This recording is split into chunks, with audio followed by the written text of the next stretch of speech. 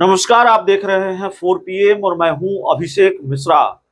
देखिए, आज बीएसपी के उम्मीदवार के तौर पर जहानाबाद के पूर्व सांसद डॉक्टर अरुण कुमार ने नामांकन दाखिल कर दिया है। डॉक्टर अरुण कुमार का नामांकन एक महत्वपूर्ण खबर इसलिए है क्योंकि जो नीतीश कुमार का, जो जेडीयू का, जो एनडीए का है, वो गणित और गड़बड़ होगा पूर्व सांसद डॉक्टर अरुण कुमार के नामांकन दाखिल करने के बाद। जहानाबाद लोकसभा सीट से वो बीएसपी के टिकट पर चुनाव लड़ रहे हैं।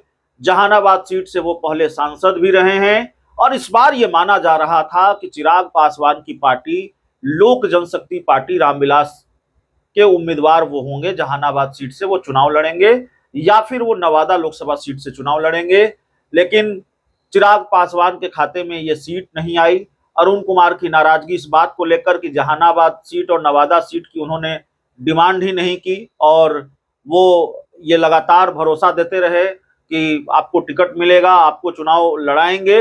लेकिन जब सीटों का बंटवारा हुआ तो अरुण कुमार ने, जब अरुण कुमार को उम्मीदवार नहीं बनाया चिराग पासवान ने, और जाहिर तौर पर जब नवादा और जहानाबाद की सीट चिराग के खाते में नहीं आई तो अरुण कुमार ने चिराग पासवान पर धोखा देने का आरोप लगाते हुए उनसे अपने रास्ते अलग कर लिए।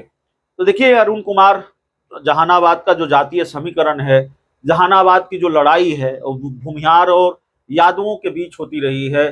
भूमिहार और यादव बैटल माना जाता है, इन दो जातियों के उम्मीदवारों के बीच वहां मुख्तल लड़ाई होती रही है।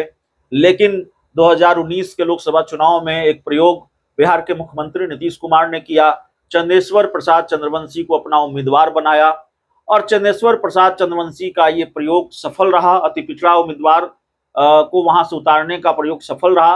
हालांकि नीतीश कुमार हारते हारते जीत गए, जीतते जीतते मतलब हारते हारते जेडीयू वहां जीत गई, क्योंकि जहानाबाद लोकसभा सीट पर 2020 का मैच 2019 के लोकसभा चुनाव में देखने को मिला। सुरेंद्र यादव, जो आरजेडी के इस बार भी उम्मीदवार हैं और तब भी आरजेडी के उम्मीदवार थे, उन्होंने बहुत कड़ी टक्कर दी थी और आधी रात तक वोटों की गिनती चलती रही थी।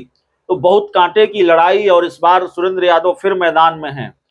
माना यह जा रहा है कि अरुण कुमार बीएसपी के उम्मीदवार हैं और जो वहां का जातीय समीकरण है, अरुण कुमार के लड़ने का जो फायदा है वो आरजेडी को मिल सकता है, उसका नुकसान एनडीए को हो सकता है और अरुण कुमार बड़ा नुकसान कर सकते हैं एनडीए का, जेडीयू का बड़ा नुकसान कर सकते हैं। और इसीलिए माना जा रहा है कि मायावती की पार्टी ने, बीएसपी ने जहानाबाद में एनडीए की राह मुश्किल कर दी है। देखिए, बिहार में 2024 के लोकसभा चुनाव में कई ऐसी सीटें हैं जहां छोटी पार्टियों के बड़े उम्मीदवारों ने या निर्दलीय उम्मीदवारों ने, जैसे पूर्णिया लोकसभा सीट पर पप्पू यादव ने एनडीए की राह मुश्किल कर दी। और मैं बार बार एनडीए की बात इसलिए कर रहा हूं या एनडीए की राह मुश्किल इसलिए कर रहा हूं क्योंकि खोने के लिए एनडीए के पास ही है, पाने के लिए इंडिया गठबंधन के पास है। इंडिया गठबंधन के पास क्या है? 2019 के लोकसभा चुनाव में सिर्फ एक किशनगंज की सीट मिली और 40 में से 39 सीटें एनडीए को मिली।